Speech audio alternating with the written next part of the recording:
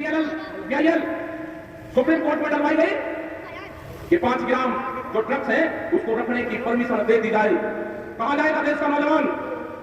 21,000 करोड़ रुपए की ड्रग्स देश में आई, वो किस बंदरगाह पे आई? वो बंदरगाह अडानी का था। 21,000 करोड़ रुपए की एक वो आदमी ला सकता है जिसके पास में कई लाख करोड़ रुपए की प्रॉपर्टी होगी, और वो देश में चुने 4 से 5 आदमी हैं। क्या ड्रग्स के नशीले पदार्थों के कारोबार में ये लोग देश में नशा फैलाना चाहते हैं? खराब है देश के, ये समझ लेना। हालात खराब है देश के।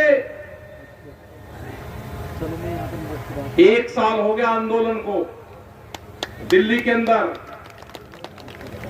एलिगेशन लगाने से अलग कोई काम वहां की सरकारें नहीं कर रही। एलिगेशन पे एलिगेशन लगाते हैं। अगर सरदार वहां पे आए तो उनको खालिस्तानी बताया गया, अगर मुसलमान वहां पे आए तो पाकिस्तानी बताया गया।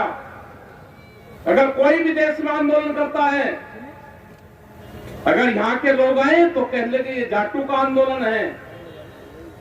मतलब एक बिरादरी को दूसरे से तोड़ने का काम ये सरकारें करती हैं। इन्होंने उत्तर प्रदेश के अंदर दंगे करवाए, यहां पे हिंदू मुस्लिम करवाए उत्तर प्रदेश में। ये हरियाणा के अंदर गए तो जाट और नॉन जाट की राजनीति करी। ये गुजरात के अंदर गए तो पटेल और नॉन पटेल की राजनीति की। ये महाराष्ट्र के अंदर गए तो मराठा और नॉन मराठों में झगड़ा करवाया। ये तोड़फोड़ में विश्वास रखते हैं ये सरकारें। ये बिहार के अंदर गए तो लालू प्रसाद का परिवार तोड़ा इन्होंने। ये उत्तर प्रदेश में आए तो मुलायम सिंह के परिवार को तोड़ा गया। ये हरियाणा के अंदर गए तो चौटाला परिवार को तोड़ा, उनके टुकड़े टुकड़े करे। ये आरएसएस के लोग अगर किसी परिवार में बटेंगे, अगर 4 भाई होंगे तो उसमें तोड़फोड़ करेंगे। इनसे बच के रहना, इनसे खतरनाक आदमी नहीं हो सकता। अभी नई भर्ती चल रही है, जो मेरे नौजवान पढ़े लिखे हैं, आईएएस पढ़ लिखे। बहुत लोग समझते हैं कि मेरा लड़का कलेक्टर बनेगा। अब नहीं बनेगा कलेक्टर। नए आईएएस भर्ती कर रहे हैं, बगैर पेपर के आईएएस बनेंगे देश में।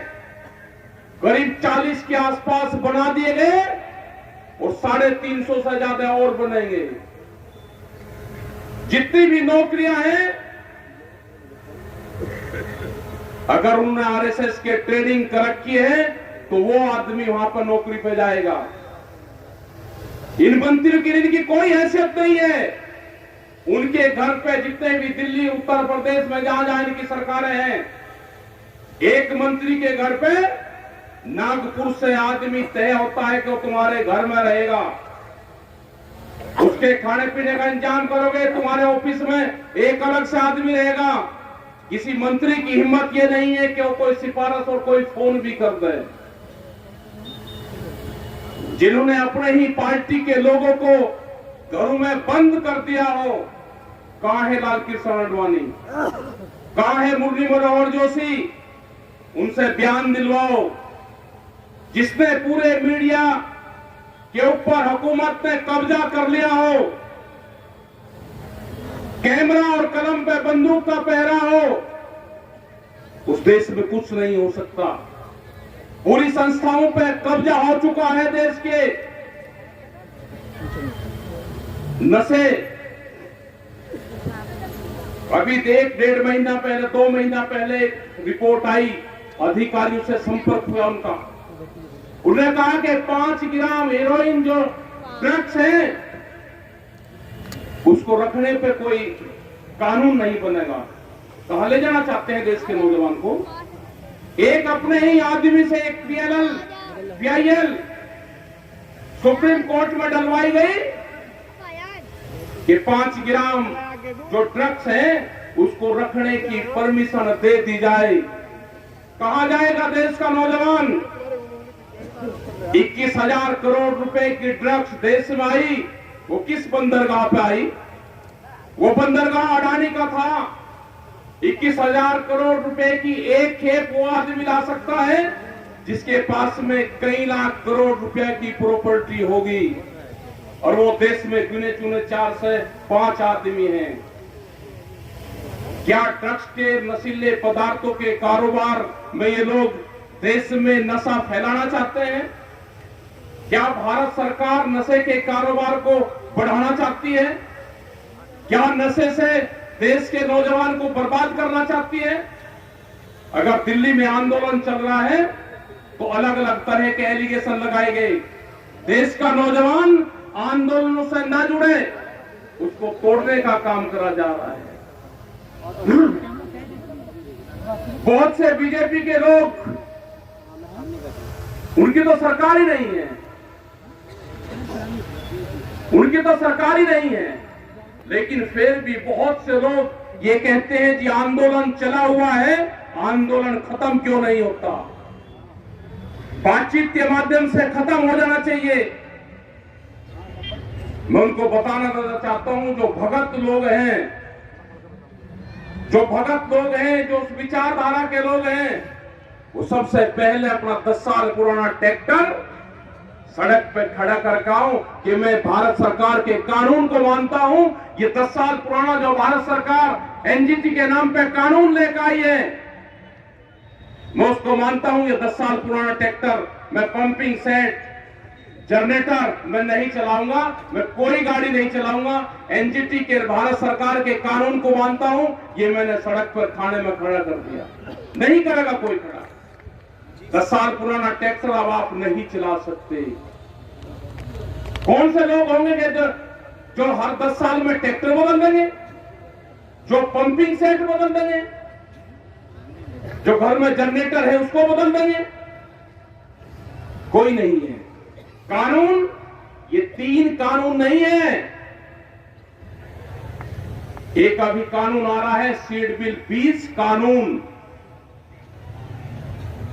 नए पुलिस स्टेशन खुलेंगे अब देश में। अभी तो एक ही पुलिस स्टेशन होता था। अत्याचार महिलाओं पर बढ़े तो महिलाओं का एक अलग खोल दिया गया। एक बिजली का डिपार्टमेंट खुल गया, बिजली पुलिस बनेगी। एक बीज की पुलिस बनेगी, उसके थाने खुलेंगे। किस आदमी ने खेत में क्या चीज बोई, वो किस कंपनी से उसने बीज खरीदा, अगर वो सबूत नहीं देगा, कोई कंपनी उसके ऊपर मुकदमा करेगी तो जुर्माना और सजा दोनों उसमें है। बिजली अमेंडमेंट बिल 2020, अगर किसी के घर में 2 पशु होंगे तो उसको कॉमर्शियल कनेक्शन लेना पड़ेगा। यह है कानून। मंडी एक्ट, मंडी से बाहर खरीद होगी, ये कानून है। यहां से पूरा हरियाणा में, पंजाब में जो सेलर हैं, वो सस्ते में धान, गेहूं, बाजरा ये चीजें खरीदते हैं, उनको स्टॉक करते हैं, मंडी के बाहर खरीद करते हैं। पूरे बिहार में 15-16 साल पहले मंडियां खत्म हुई तो बिहार के लोग तो बहुत मजबूत होने चाहिए थे। बिहार में धान आज 800 रुपया क्विंटल बिकता है। जो आज भी गेहूं है वो 1400 रुपए का उसका भाव है। बाजरे का 1100 रुपए भाव है। सरसों जब किसान के पास में थी तो 4,500 रुपए क्विंटल बिकी। आज उसका तेल का भाव क्या है? ये आंदोलन उन गरीब आदमी के लिए भी है जिनके पास में रोटी का जुगाड़ नहीं। ये आंदोलन उसका है कि रोटी बाजार की वस्तु ना बने, रोटी जरूरत की चीज है। आपके ही KFC, मैकडोनाल्ड, ये कंपनियां होंगी। आप अगर इनसे पूछोगे कि शाम को आपका बचा हुआ भोजन कहां जाता है, जब इनकी क्लोजिंग 8 और 9, 10 बजे होती है, तो अगर एक पैकेट खुल गया और उसमें 4 गुलाब जामुन है, 2 गुलाब जामुन की बिलिंग होगी, पर्ची कटेगी और 2 उसमें बचेगी। जब शाम को क्लोजिंग दरवाजा बंद करते हैं तो हमने उनसे पूछा, भाई बचा हुआ सामान आप कहां देते हो? उन्होंने कहा जो डस्टबिन में कूड़े में वे डालते हैं, कैमरे के सामने डालेंगे, अपने नौकर जो कर्मचारी उनके वहां पे काम करता है उसको भी 2 गुलाब जामुन में नहीं दे सकते। ये फूड चेन की कंपनियां हैं, ये भोजन पे जिनका जो अधिकार जमाना चाहते हैं कंपनी, जो अनाज पे अधिकार जमाना चाहते हैं, जिन्होंने बड़े बड़े गोदाम देश में बनाए, जो रोटियों को तिजोरी में बंद करना चाहते हैं, ये उसका आंदोलन है। और ये आंदोलन, ये सरकार कान खोल कर सुन ले, ये सरकार, ये आंदोलन जब तक कानून वापसी नहीं होंगे, ये आंदोलन खत्म नहीं होगा। गलत फहमी में मत रहना।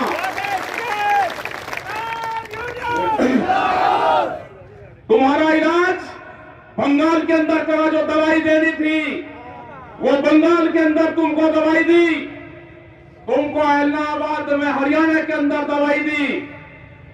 इलेक्शन हो रहा है, बहुत बड़ी भारी वोटों से वहां पे जिस विधायक ने इस्तीफा दिया था संयुक्त मोर्चे के नाम पे, उसकी बड़ी जीत इलाहाबाद में होगी। हरियाणा के अंदर तुम्हें जहां जहां जरूरत होगी, ये किसान संगठन, ये मजदूर देश का तुम्हें दवाई देने का काम करेगा। ये गुंडागर्दी की सरकार जो कहते हैं कि उत्तर प्रदेश से गुंडा राज खत्म करा है, उत्तर प्रदेश में गुंडा राज का स्थापित हुआ है। उत्तर प्रदेश में सरकारी बंदूक का इस्तेमाल आपने किया है।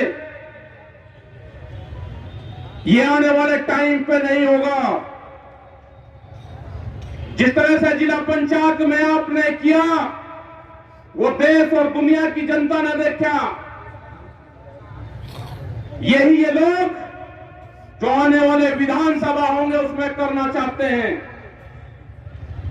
तो आप लोग तैयार रहना, दवाई इनको देनी पड़ेगी। बगैर दवाई के इनका कोई इलाज नहीं है। ये बार बार कहते हैं कि रास्ते बंद कर रखे हैं, वहां पे रास्ते बंद भारत सरकार ने किए हैं।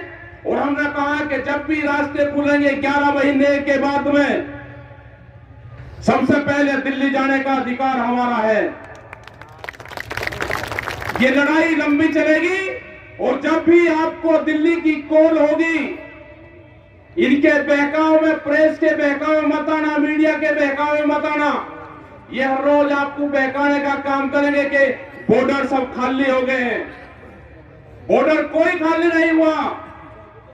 बॉर्डर पे आज भी ऐसे कैसे ही लोग बैठे हुए हैं।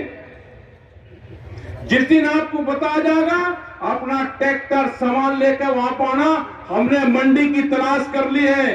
देश के प्रधानमंत्री ने कहा कि मंडी से बाहर आप कहीं पे भी सामान बेच सकते हो, अपनी फसलों को बेच सकते हो। हमको मंडी मिली, पार्लियामेंट के आसपास, दिल्ली के पार्लियामेंट के आसपास मंडी है। यहाँ के पुलिस स्टेशन मंडियां हैं, यहाँ का डीएम एसएसपी का ऑफिस मंडी है। अगर गाजीपुर, सिंगू, ढासा, टिकरी, अगर उस बॉर्डर की तरफ आपने आंख उठाने की भी, देखने की जरूरत करी, तो उत्तर प्रदेश, हरियाणा, पूरे पंजाब, पूरे देश भर के थाने, डीएम, डीसी, एसपी के ऑफिस में वहां पे किसान अपना माल लेकर जाएगा। जरूरत नहीं करना, अगर हमारा एक झंडा, एक कार्यकर्ता भी वहां पे है तो पूरे देश का किसान गाजीपुर, सिंगू, ढासा, टिकरी उन बॉर्डर पर बैठा हुआ है। आज भी बहुत जगह आंदोलन देश में चले हुए हैं। घबराने की जरूरत नहीं। देश की आजादी की लड़ाई 90 वर्ष तक चली थी। ये भी किसान, मजदूर, मेरे नौजवान जो साथी है, उसकी लड़ाई है, आजादी की लड़ाई है। ये लड़ाई लंबी चलेगी। ये लड़ाई कहां तक चलेगी उसका कोई अंदाजा नहीं। हमने कहा कि 26 नवंबर तक आपके पास में टाइम है। 26 नवंबर तक या तो भारत सरकार किसानों से बातचीत करके समझौता कर ले, नहीं तो 26 नवंबर के बाद हमारा 1 साल पूरा हो जाएगा। 27-28 नवंबर से हम अपने टेंटों की रिपेयरिंग शुरू करेंगे। हमारे टेंट जो फट गए हैं, जो चादर है वे टूट गई है, हम उनको बदलने का काम करेंगे। अगले 6 महीने की हम अपने वहां पे जो बैठने के दिए हैं, हम उनको मजबूत करने का काम करेंगे। ये आंदोलन चलेगा लंबा, क्योंकि जिस तरह की सरकार है किसी पार्टी की सरकार नहीं है, ये सरकार है मोदी सरकार। और मोदी सरकार को चलाती है बड़ी बड़ी कंपनियां। उन कंपनियों के खिलाफ मुकाबला है। अमेरिका में जो वहां के किसान हैं, मैं उनको जरूर आपकी बात सुनाना चाहूंगा। उन्होंने क्या कहा वो हिंदी में हमने डब करवाया है, मैं एक बार उनकी जरूर आप बात सुन लेना। जो उन्होंने कहा कि सोने पे व्यापार नहीं करना, अब मोबाइल पे व्यापार बहुत हो गया, अब भूख के ऊपर व्यापार करना है। भूख एक साल में आदमी को 700 बार लगती है, और सुनना जो महिलाएं पहनती हैं वो एक साल में 17 बार पहनती है। तो भूख पे व्यापार करने का इन बड़ी कंपनियों ने ठान लिया है। आपकी जमीनें जाएंगी, ये इसमें नहीं लिखा हुआ है कॉन्ट्रैक्ट में, लेकिन जो हालात बने हुए हैं, फसलें हम दिन के उजाले में भी नहीं बेच पाते, और जमीनें हम रात को भी अगर बैनामा करना चाहें तो जमीनें हमारी बिकती है। अपनी जमीन बचानी है, अपनी फसल और नस्ल बचानी है, तो इस आंदोलन का हिस्सा बनो। अगर यह आंदोलन फेल होगा तो आने वाले टाइम पे नहीं कि कोई दूसरा आंदोलन कोई खड़ा हो जाएगा। वे 14 करोड़ नौजवान जो देश के प्रधानमंत्री ने झूठ बोल के उनसे वोट लिया है उनका कि 2 करोड़ नौकरियां हम हर साल देंगे, वो 14 करोड़ नौजवान हैं जो आज नौकरी की तलाश में ढूंढ रहा है। उनको तो मिली नहीं, लेकिन जिनकी नौकरियां थी वो भी बहुत नौकरियां गई। बहुत से संस्थान देश के बिखरे हैं, रेलवे, टेलीफोन, LIC, बहुत से संस्थान, समुद्र के किनारे रेलवे की खाली जमीनें, मंडियां, मध्य प्रदेश की 182 मंडियां बेच रहे हैं अभी। उत्तर प्रदेश में भी जो मंडियां हैं उनकी जो खाली जगह है उनको भी बेचने का काम करेंगे। आपके यहां पे सड़कें बन गई, अब कोई भी आदमी NH नेशनल हाईवे के पास में गुमटी लगा के चाय नहीं बेच सकता। वो कानून आ गया देश में, उसको पेट्रोल पंप की तरह लाइसेंस लेना पड़ेगा, उसका काम करना है। तो ये बहुत से कानून आ रहे हैं, इसका अगर विरोध करना, इस मोदी सरकार का अगर विरोध करना है तो आपको एक नजर अपने खेत पर रखनी पड़ेगी और दूसरी नजर दिल्ली के आंदोलन पर रखनी पड़ेगी। वहां लगे हुए हैं, कल भी हंगामा चला के बैरिकेटिंग खोल रहे हैं। बैरिकेटिंग खोल ले, हमने एम्बुलेंस को जाने दिया जो भी वहां पे गाड़ियां आ रही है, लेकिन अपने पक्के टेंट भारत सरकार ने अपनी सीमा में लगा रखे हैं। वे अपनी सीमा से टेंट हटाएंगे तो हमारा भी दिल्ली जाने का रास्ता साफ होगा। एक भी गाड़ी, ये प्रेस के लोग हैं, हम एम्बुलेंस दूसरी गाड़ियां निकलवाते हैं, लेकिन अगर एक भी गाड़ी झंडा लगी किसानों की एक कार भी जाती है तो वह दिल्ली में प्रवेश नहीं कर पाती। ये कैसे बॉर्डर खुले हैं? ये पूर्ण रूप से देश के किसानों को, देश की जनता को भ्रमित कर रहे हैं। हम चाहते हैं कि बॉर्डर खुले, हम लोग भी पार्लियामेंट के आसपास, दिल्ली के मॉल के आसपास अपनी फसलों को बेच सकें, अपनी बात भारत सरकार को कह सके। हम भी जाना चाहते हैं। अगर बॉर्डर खुलेंगे तो सबसे पहले प्रभावित लोग ये देश का किसान है, जो पिछले 11 महीने से दिल्ली के दरवाजे पर बैठा हुआ है कि दिल्ली की बादशाह कब अपना दरवाजा खोलेगी और हम दिल्ली के अंदर एंट्री करेंगे। अपना ध्यान रखना, आपकी पंचायत बहुत मजबूत पंचायत आपकी हुई।